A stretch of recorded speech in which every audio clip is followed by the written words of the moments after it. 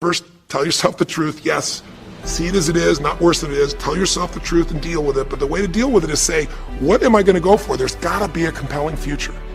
I got to come up with a vision for my life or a vision for my relationship. I've had terrible relationships, nothing's worked. Tell yourself the truth. I've made poor choices, or I told myself stories and gave myself excuses, or I've not had the courage, whatever it is. Get to the truth and then get yourself a vision for what you do want. Because you have to have something you're going to move towards. Does that make sense? Without a vision, people perish. It says in a very good book called The Good Book. And I know there are many good books, but that's a good one to take a look at. We need something to go for. We can deal with any problem today as long as there's something that we can look for in the future that we can strive for. It'll give us the emotional and psychological fuel, the juice, to keep moving forward. So you got to come up with a vision, and a way to do that, we'll call that step 4. Get a role model.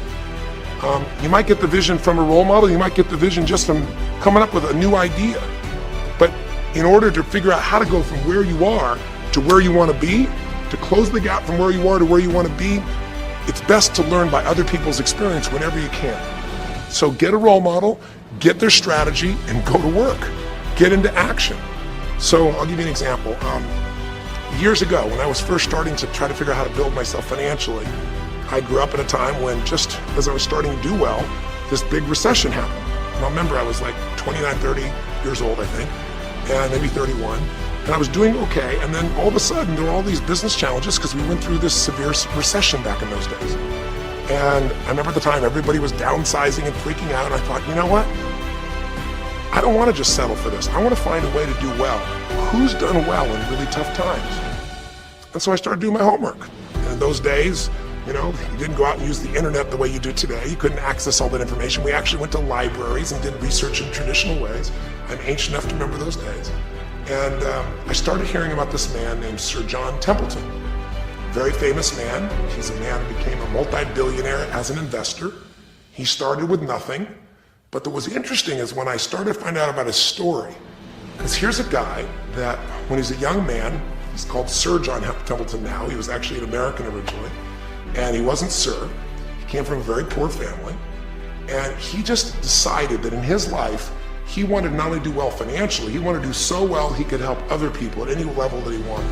And today, by the way, he's passed, but before he did, he created the Templeton Fund, and he also created a fund that now delivers money, gives money each year, the Templeton Prize, to people that do good spiritual works, and it's larger than the Nobel Prize, and it continues to go on. The guy started with nothing, and here's how he did it. Listen to me now. The reason I look for him as a role model is because he made all his money in the worst of times. He made all his money when people were going through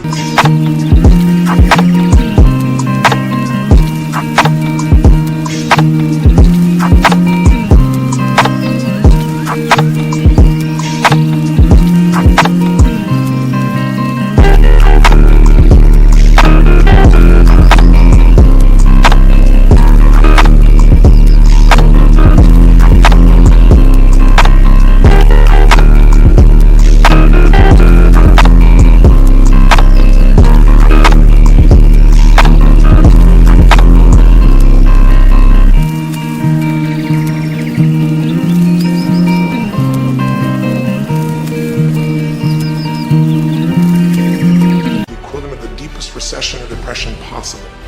His whole belief was, and this is different than almost anybody else you see around you, was pessimism was the secret to success. That what he wanted to do was make money when people are most pessimistic. Because when people are optimistic, they want you to pay for their house a huge sum of money. But as they start getting more and more pessimistic, well, pretty soon they think they can never, the house is the worst thing to have, they'll virtually give you the house, they'll virtually give you the business. And so he made all his money starting in World War II. When the war broke out and Hitler invaded over in Europe, he took all the money he had and borrowed a total money of $10,000, a total amount. He bought with $10,000 every stock on the New York Stock Exchange that was $1 or less that he thought might be useful, including some companies that looked like they're going to be bankrupt. But he did it when people were the most pessimistic.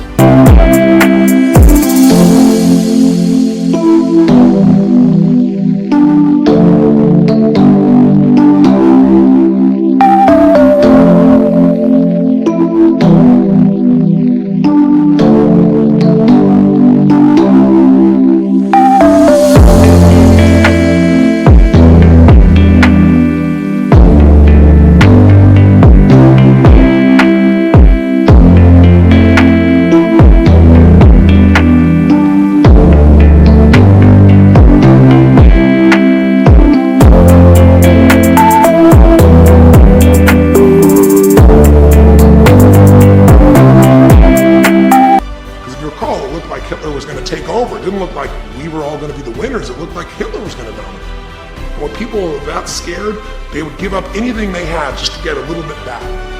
And so he bought all this stock that eventually made him a multi-billionaire. He became a billionaire because after things changed, after the war, just 5 years later, and the economy started to surge, everything changed for him.